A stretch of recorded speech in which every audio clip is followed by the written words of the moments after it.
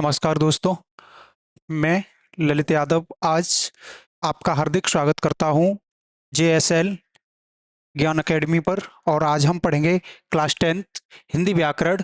हिंदी व्याकरण का जो टॉपिक है वो है वाच्य। कौन सा टॉपिक पढ़ेंगे आज हम? वाच्य टॉपिक पढ़ेंगे। तो इसमें क्या है, देखो इसे।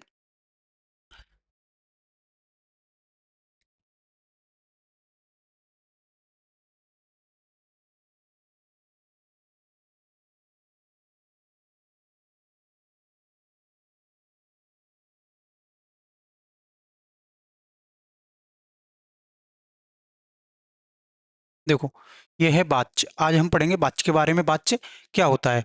तो इधर देखो, ये लिखा है वो वाच्य। वाच्य क्या है? वाच्य का अर्थ। वाच्य का अर्थ क्या होता है? वाच्य को हम पहचानेंगे कैसे? जैसे अगर हमारे एग्जाम में आ गया कि वाच्य क्या डेफिनेशन है वाच्य के लिखने के लिए, या उसके बारे में पूछा गया, तो हम कैसे पहचानेंगे ये वाच्य है या कोई और चीज़ है? तो हम देखेंगे वाच्य में क्या दिया गया है। तो इसमें वाच्य में है, वाक्य में कथन की प्रधानता होती है। क्या होती है? वाक्य में कथन की प्रधानता होती है। अब बात करें कि वाक्य में कर्ता, कर्म या भाव किसकी प्रधानता है। मतलब ये तो पता चल गया कि वाक्य में प्रधानता होती है, लेकिन अभी हमें ये तो बताओ कि प्रधानता होती किसकी है, किसकी प्रधानता होती है? तो देखो, कर्ता की प्रधानता है या कर्म की या भाव की, किसकी प्रधानता है? वाक्य में इसका पता चलता है। इसे वाच्य कहते हैं। क्या कहते हैं? इसे वाच्य कहते हैं। तो आगे देखेंगे हम। वाच्य से यह पता चलता है कि वाक्य में कर्ता, कर्म और भाव में से किसी की प्रधानता है। क्या है? मतलब कर्म और भाव किसकी प्रधानता है। इससे यह स्पष्ट होता है। क्या होता है? इससे यह स्पष्ट होता है कि के वाक्य में प्रयुक्त क्रिया के लिंग, वचन तथा पुरुष, कर्ता, कर्म या भाव में से किसके अनुसार है। मतलब किसके अकॉर्डिंग दिया गया है। देखो इसमें क्या है, ये लिंग, वचन तथा पुरुष, कर्ता, कर्म या भाव में से किसके अनुसार है। जो हमें वाक्य दिया गया होगा उसमें पहचानेंगे हम, तो वो किसके अनुसार दिया गया है। अब आगे हम पढ़ेंगे वाच्य की डेफिनेशन, वाच्य की परिभाषा। वाच्य की क्या परिभाषा होती है? देखो इधर क्या लिखा हुआ है, ये कि परिभाषा, किसकी परिभाषा पढ़ने जा रहे हैं हम? वाच्य की परिभाषा। हम किसकी परिभाषा पढ़ने जा रहे हैं? वाच्य की परिभाषा। वाच्य क्रिया के उस रूपांतरण को कहते हैं, वाच्य क्रिया के उस रूपांतरण को कहते हैं जिससे कर्ता, कर्म, भाव के अनुसार क्रिया के परिवर्तन ज्ञात होता है। क्या होता है? क्रिया का परिवर्तन ज्ञात होता है। किसके अनुसार ज्ञात होता है? कर्ता, कर्म और भाव। परिवर्तन तो ज्ञात होता है, लेकिन हमें किसके अकॉर्डिंग ज्ञात होता है? वो होता है, देखो, कर्ता के, कर्म के और भाव के।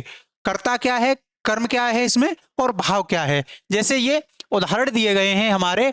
जैसे क्या लिखा हुआ है, ये रमा पुस्तक पढ़ती है। ये किस वाक्य का है? कृत्यवाचक। ये कौन से वाच्य का है? कृत्यवाच्य का है।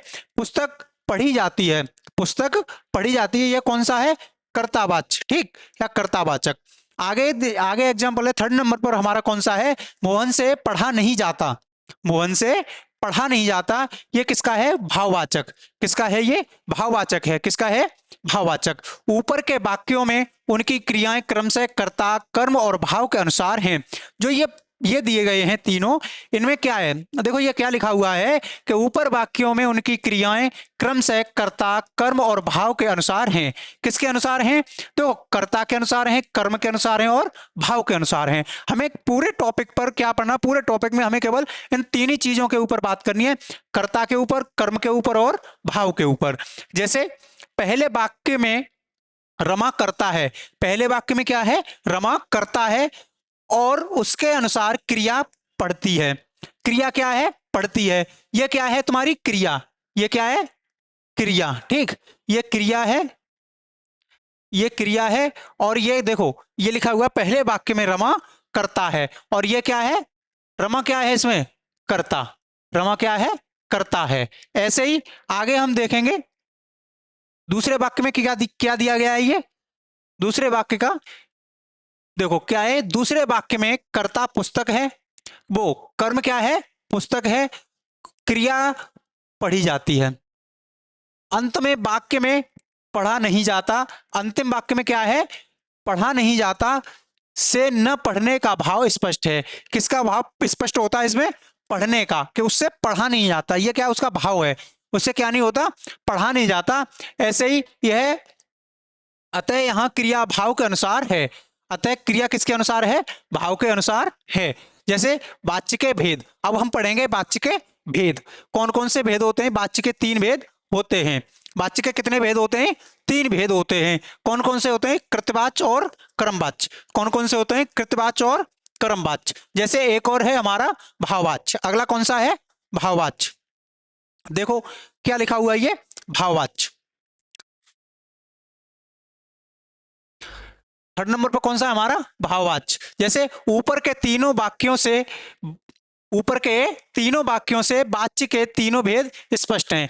जो 3 वाक्य हमने पढ़े से उससे हमें क्या स्पष्ट होता है कि तीनों भेद, वाच्य के तीनों भेद स्पष्ट हैं हमें। और सबसे पहले हम क्या पढ़ेंगे, 1st नंबर पर हमारा है कृतवाच्य। कौन सा पढ़ेंगे हम सबसे पहले, कृतवाच्य। कृतवाच्य कैसा होता है उसके बारे में हम देखेंगे। देखो इधर क्या लिखा हुआ है, ये जिस वाक्य में क्रिया कर्ता के अनुसार हो, क्या हो, कृतवाच्य में क्या होता है कि जिस वाक्य में क्रिया कर्ता के अनुसार हो। क्रिया किसके अकॉर्डिंग होगी, क्रिया किसके अकॉर्डिंग होगी, कर्ता के अनुसार हो, उसे कृतवाच्य कहते हैं। उसे क्या कहते हैं, कृतवाच्य कहते हैं। जैसे इसके एग्जांपल दिए गए हैं हमें, राम पत्र लिखता है। क्या दिया गया है, राम पत्र लिखता है। सीता पुस्तक पढ़ती है। सीता क्या करती है, पुस्तक पढ़ती है। राम क्या करता है, पत्र लिखता है। ये देखो यहाँ पे क्या लिखा हुआ था, क्रिया कर्ता के अनुसार। क्रिया किसके अनुसार होगी, कर्ता के अनुसार। अब देखो ये एग्जांपल जो दिए गए हैं इसमें देखो, राम पत्र लिखता है तो राम के द्वारा किया जा रहा है, पत्र लिखा जा रहा है। सीता क्या कर रही है, पुस्तक पढ़ रही है। ठीक, ऐसे ही आगे आगे क्या है, देखो इधर आगे लिखा हुआ है कि ऊपर के इन 2 वाक्यों की क्रियाएं लिखता और पढ़ती। क्या है, ये क्या है, इनकी क्रियाएं हैं। दोनों दोनों वाक्यों की ये क्रिया है। कर्ता राम और सीता। कर्ता क्या, कौन कौन है इसमें, राम और सीता कौन है, कर्ता है। और के अनुसार अंततः ये वाक्य कृतवाच्य में है। कौन से वाक्य में आएगा, ये कृतवाच्य में आएगा। तो मुझे अब ये बताओ आप सब लोग कि बता सकते हो कृतवाच्य कैसा होता है और उसकी डेफिनेशन, कौन सी डेफिनेशन है, ये हमें कृतवाच्य में पता लगता है। अब हम आगे पढ़ेंगे कर्मवाच्य। क्या पढ़ेंगे, 2nd नंबर पर आता है हमारा कर्मवाच्य। कर्मवाच्य क्या है, वाक्य में कर्म की प्रधानता होती है। स्पष्ट कर रहा है ना, ये क्या कर रहा है कि वाक्य में कर्म की प्रधानता होती है। किसकी प्रधानता होती है, कर्म की प्रधानता होती है। जिस वाक्य में क्रिया कर्म के अनुसार हो, जिस वाक्य में क्रिया किसके अनुसार हो, कर्म के अनुसार हो। क्रिया किसके अनुसार हो, इधर देखो क्या लिखा हुआ है, ये क्रिया कर्म के अनुसार हो, उसे कर्मवाच्य कहते हैं। क्या कहते हैं, उसे कर्मवाच्य कहते हैं। जैसे इसके उदाहरण दिए गए हैं, कितने प्यारे प्यारे उदाहरण हैं इसके। देखो इधर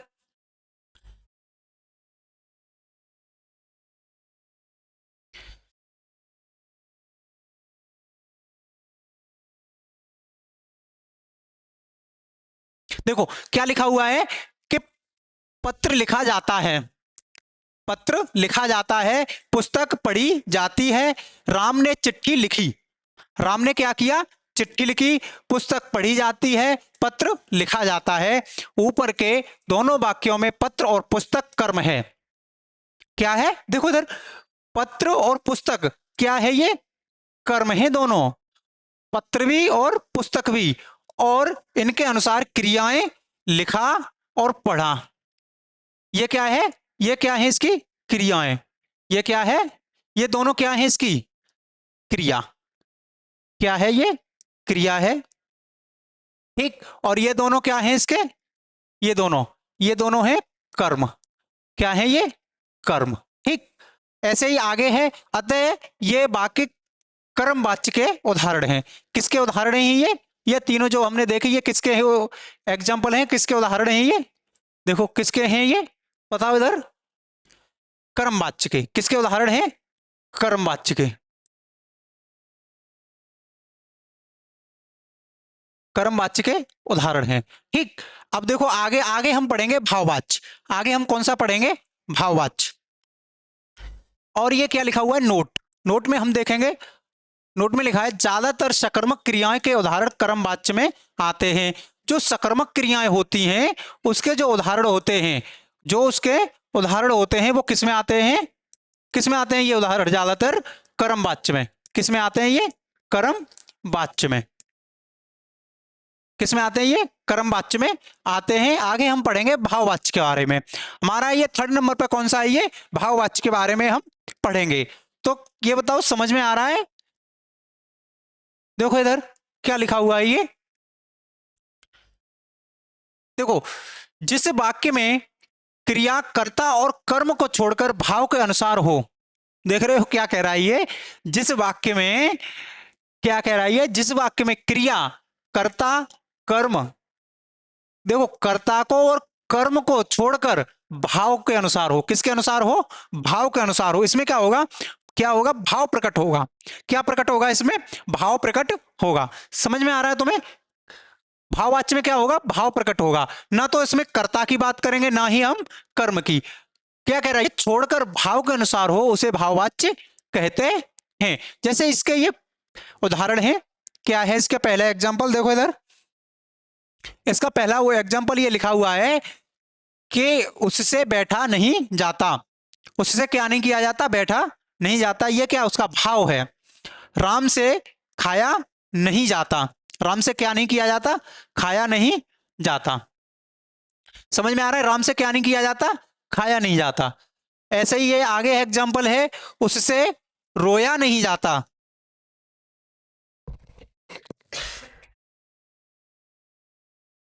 उससे क्या नहीं किया जाता? रोया नहीं जाता। ये तो अच्छा आदमी है ना, रोया नहीं जाता। रोना भी नहीं चाहिए, हंसना चाहिए। हंसोगे नहीं तो कैसे निखरोगे? हंसना भी बहुत जरूरी होता है जिंदगी में। अगर रोते ही रहोगे तो हंसोगे कब? तो पढ़ाई के साथ साथ हमें क्या करना है? चेहरे की हंसी भी नहीं खोनी चाहिए, वो हमें आती रहनी चाहिए, जिससे हमें पता चलता रहे। ठीक, अगर तुम उदास रहोगे तो कोई तुम्हारे बारे में गलत समझे, कुछ भी कर सकता है, लेकिन हमें क्या है? अपने चेहरे की हंसी नहीं खोनी है, लगातार हंसते रहना है और मुस्कुराते रहना है, जिससे सामने वाला हमारी कभी पहचान ना कर पाए कि ये दुख में है या सुख में है अभी। ठीक, ऐसे ही आगे हम देखेंगे क्या लिखा हुआ है ये। ऊपर के वाक्यों में बैठा नहीं जाता।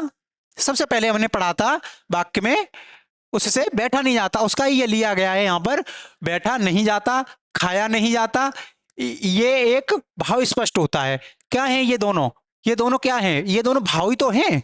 खाया नहीं जाता, बैठा नहीं जाता, रोया नहीं जाता, ये क्या है? भाव हैं ये। ठीक, इन सब वाक्यों में कर्ता की प्रधानता है। किसकी? इन सब वाक्यों में, इन सब वाक्यों में न कर्ता की प्रधानता है, न ही कर्म की। न ही कर्ता की प्रधानता है और ना ही कर्म की प्रधानता है। क्या है फिर इसमें? भाव की प्रधानता है। किसकी प्रधानता है इसमें? भाव की प्रधानता है। और इनमें निहित सभी क्रियाएं भाव के अनुसार हैं। जो इनमें जो क्रियाएं हो रही हैं, इन जो जो ये सेंटेंस पढ़े थे हमने, इनमें जो क्रियाएं हो रही हैं वो किसके अनुसार हैं? भाव के अनुसार। किसके अनुसार हैं? भाव के अनुसार। ये दिया गया है। अतः भाव के अनुसार क्रिया होने से यह सभी भाववाच्य के उदाहरण है। भाव से क्रिया होने के, भाव से क्या होने से? क्रिया होने से ये सभी भाववाच्य के उदाहरण हैं। जैसे टिप्पणी, क्या आ गया? टिप्पणी। टिप्पणी में हम देखेंगे क्या लिखा हुआ है ये। कृत्यवाच्य में सकर्मक और अकर्मक दोनों क्रियाएं होती हैं। जो कृत्यवाच्य होता है उसमें क्या होता है? सकर्मक और अकर्मक दोनों क्रियाएं होती हैं। कौन कौन सी क्रियाएं होती हैं? सकर्मक और अकर्मक दोनों प्रकार की क्रियाएं होती हैं। कर्मवाच्य में क्रिया केवल सकर्मक होती है। कर्मवाच्य में क्या होती है? क्रिया केवल सकर्मक होती है। देखो, तुम्हें यहां पर पहचानने का सबसे आसान तरीका है कृत्यवाच्य को पहचानने का। कृत्यवाच्य में क्या होगा? सकर्मक और अकर्मक दोनों क्रियाएं स्पष्ट होंगी उसमें। उसमें क्या देखोगे तुम? सकर्मक भी है और अकर्मक भी है। और जो और कौन सा है? कर्मवाच्य। कर्मवाच्य में क्या होता है? केवल सकर्मक क्रिया होती है। कर्मवाच्य में क्या होता है? केवल सकर्मक क्रिया होती है। क्रिया का लिंग वचन और पुरुष कर्म के अनुसार होता है। जो क्रिया है, क्रिया का क्या होता है? क्रिया का लिंग वचन और पुरुष कर्म के अनुसार होता है। जो उसका लिंग वचन और पुरुष किसके अनुसार होगा? क्रिया के अकॉर्डिंग दिया गया होगा उसमें। ठीक, ऐसे ये है। आगे देखो इधर क्या लिखा हुआ है। कर्मवाच्य का प्रयोग विधान और निषेध दोनों स्थितियों में किया जाता है। किस किस में किया जाता है? विधान में भी किया जाता है। किस में? मिट क्यों नहीं रहा? देखो क्या लिखा हुआ है ये। विधान और निषेध दोनों स्थितियों में किया जाता है भाववाच्य में क्रियाएं, भाववाच्य में क्रियाएं प्राय अकर्मक होती हैं। जो भाववाच्य होता है उसमें क्रियाएं कैसी होती हैं? अकर्मक होती हैं, नॉन एक्टिव होती हैं, उसमें उनकी कोई एक्टिविटी नहीं होती है। समझ में आ रहा है तुम्हें? देखो इधर आगे है क्या लिखा हुआ, भाव अकर्मक होती है, इसकी क्रिया सदा एक वचन एवं अन्य पुरुष और पुल्लिंग में होती है। क्या क्या होती है? जो भाववाच्य क्रिया होती है वो सदा, तो सबसे पहले पहचानने का तरीका है कि कर्म अकर्मक होता है, ये इसमें कर्म नहीं दिया होता, ये कैसा होता है? अकर्मक होता है। और इसकी क्रिया सदा मतलब हमेशा के लिए तुम्हें कैसी मिलेगी? एक वचन अन्य पुरुष और पुल्लिंग में होती है। किस में होती है? या तो अन्य पुरुष में मिलेगी, एक वचन में मिलेगी, और पुल्लिंग में मिलेगी। इसमें असमान असमानार्थक और निषेधात्मक होने से वाक्य प्राय नकारात्मक होते हैं। वाक्य कैसे होते हैं? इसमें नकारात्मक होते हैं। कौन से वाक्य होते हैं इसमें? नकारात्मक। जैसे हमने आगे ऊपर उदाहरण भी देखे थे। देखो आगे क्या लिखा हुआ है,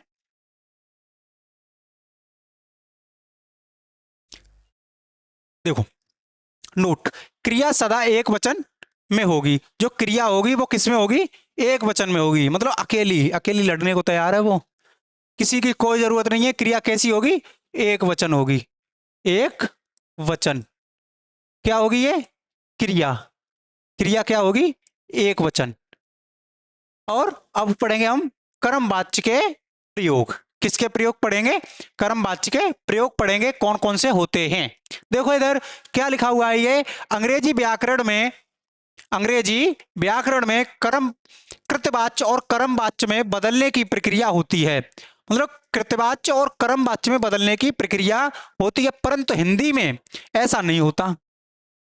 क्या होता है कि अंग्रेजी व्याकरण, जो इंग्लिश ग्रामर तुम पढ़ते हैं हम लोग, उसमें क्या होता है? कृतवाच्य को कर्म वाच्य में बदलने की, जो कृतवाच्य है उसे कर्म वाच्य में बदलने की प्रक्रिया होती है, परंतु हिंदी में ऐसा नहीं होता है। हिंदी में जो जैसा है वो वैसा ही रहेगा, कोई बदलने का कोई उसमें वो नहीं है। ठीक, आगे देखो, हिंदी में कुछ सामान्य हिंदी में कुछ सामान्य कृत रूप में ही चलते हैं और कुछ कर्म रूप में, कुछ कृत रूप में चलते हैं और कुछ कर्म रूप में चलते हैं। किस में चलते हैं? कुछ कृत रूप में और कुछ कर्म रूप में चलते हैं। हिंदी में राम श्याम द्वारा पीटा गया, जैसे हिंदी में वाक्य बनेगा तो क्या बनेगा?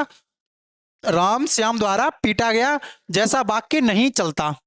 हिंदी की प्रकृति के अनुसार सही वाक्य, देखो हिंदी में ये वाक्य नहीं चलेगा। क्या लिखा हुआ है? ये राम श्याम द्वारा पीटा गया, ये अंग्रेजी के लिए है। किसके लिए? अंग्रेजी। समझ में आ रहा है?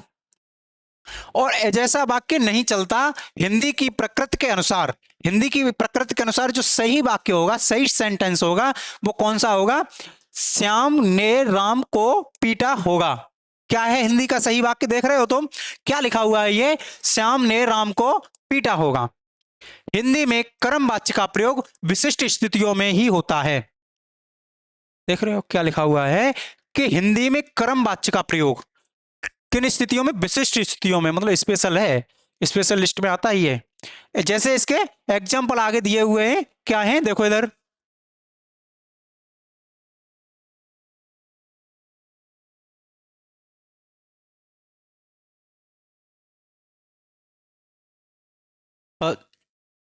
देखो क्या लिखा हुआ है। ये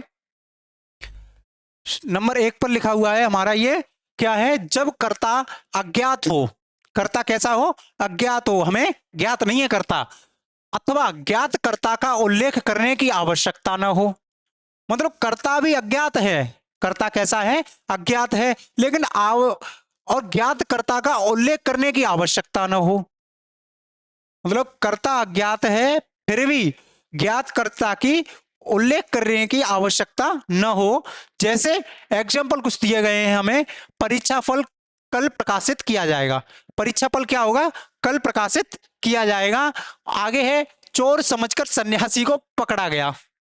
चोर समझकर सन्यासी को पकड़ा गया, ऐसा ही होता है।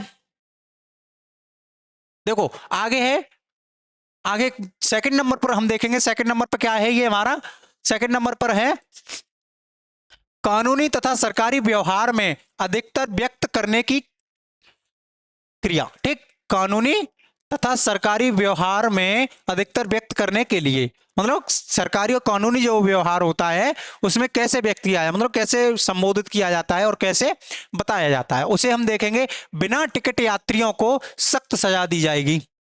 कानूनी अपराध है ना, बिना टिकट तुम अगर यात्रा करोगे ट्रेन में तो पकड़ा जाएगा तुम्हें, और पकड़ना भी जायज है, पकड़ना भी चाहिए। क्यों कर रहे हो भाई, सर अगर तुम बैठ के जा रहे हो तो अपना किराया लो।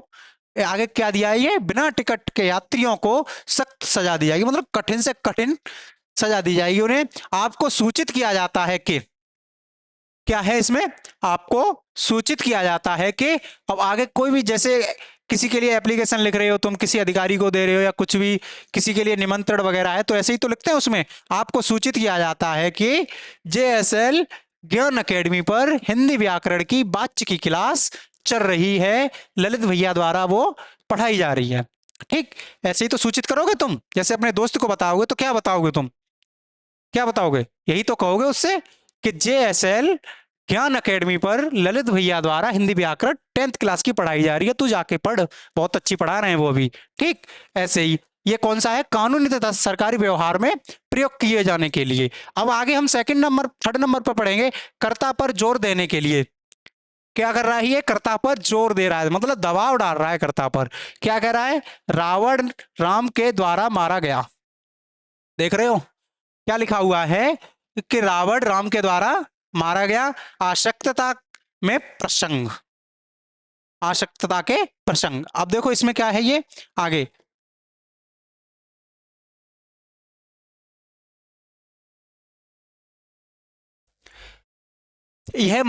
यह काम मुझसे नहीं होगा।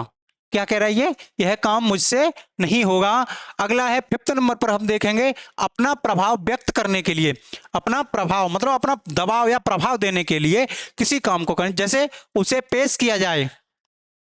क्या है, प्रभाव ही तो डाला जा रहा है, प्रभाव प्रभावी तो डाला जा जाए। जैसे क्लास में तुम सब लोग पढ़ रहे हो और अचानक से किसी लड़के से गलती हो गई तो सर क्या बोलेंगे, पीछे से तू खड़ा हो जा, हाँ कल तूने क्या किया था, वैसे ही है, यही है। ठीक, देखो आधे से ज्यादा उदाहरण तो तुम्हारी क्लास से और रोज के चलने फिरने से, पढ़ने से, आपस में बात करने से, इसी से मिल जाते हैं हमें। मतलब इतना ज्यादा वो थोड़ी लोड थोड़ी लेना है पढ़ने के लिए, हमें उससे सब रिलेटेड चीजें होती हैं, केवल समझना होता है कि कौन सा कहाँ से लेना है, हमें किससे कितना करना है, वही है। टॉपिक सब वही है, केवल समझना है बस तुम्हें। छोटा सा कॉन्सेप्ट, अगर थोड़ा सा कॉन्सेप्ट तुम्हारे अंदर आ गया फिर तुम्हें भटकने की कोई जरूरत नहीं है, बस एक बार में कॉन्सेप्ट क्लियर हो जाता है तुम्हारा।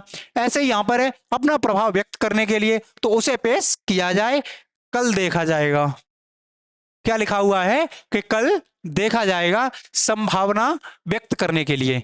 अगला 6 नंबर पर हम क्या पढ़ रहे हैं, संभावना व्यक्त करने के लिए उत्पादन बढ़ने पर बोनस दिया जाएगा। मतलब संभावना व्यक्त कर रहे हैं, अगर हमारी कंपनी का उत्पादन बढ़ा, क्या हुआ, अगर हमारी कंपनी का उत्पादन बढ़ा तो हम क्या करेंगे, जितने लोग हैं, जितने मतलब कंपनी में जितने लोग कार्य कर रहे हैं उन्हें बोनस दिया जाएगा। क्या दिया जाएगा, उन्हें बोनस दिया जाएगा। कब दिया जाएगा, अगर कंपनी का उत्पादन बढ़ेगा तब, और कौन से उसमें आता है ये, संभावना व्यक्त करने के लिए। ठीक, ऐसे ही आगे है। अब देखो हमने टोटल ये कंप्लीट कर लिया है। अब देखो कौन कौन से पढ़े हैं हमने, हमने पूरा वाच्य क्लियर कर लिया। वाच्य कितने प्रकार के होते हैं, 3 प्रकार के होते हैं। कौन कौन से होते हैं,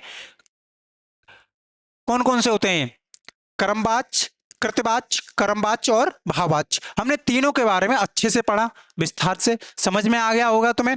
तो ऐसे ही पढ़ते रहना है लगातार और मेहनत करनी है। हम क्या पढ़ रहे हैं, हिंदी व्याकरण, हमने वाच्य टॉपिक आज कंप्लीट किया है। ऐसे ही हम रोजाना टॉपिक कंप्लीट करते रहेंगे, तो लगातार मेहनत करते रहना। और आज के लिए इतना ही रखते हैं। तो चलते चलते आज आपके लिए फिर एक दो लाइनें हैं छोटी सी, तो कैसे लिखी हुई हैं वो, कि बुझी संभावी जला सकती है, बुझी संभावी जला सकती है, तूफान से कश्ती भी निकल सकती है, तूफान से कश्ती भी निकल सकती है। होके मायूस, होके मायूस ना अपने इरादे कर, होके मायूस ना अपने इरादे कर मेरे शेर, तेरी किस्मत कभी भी बदल सकती है।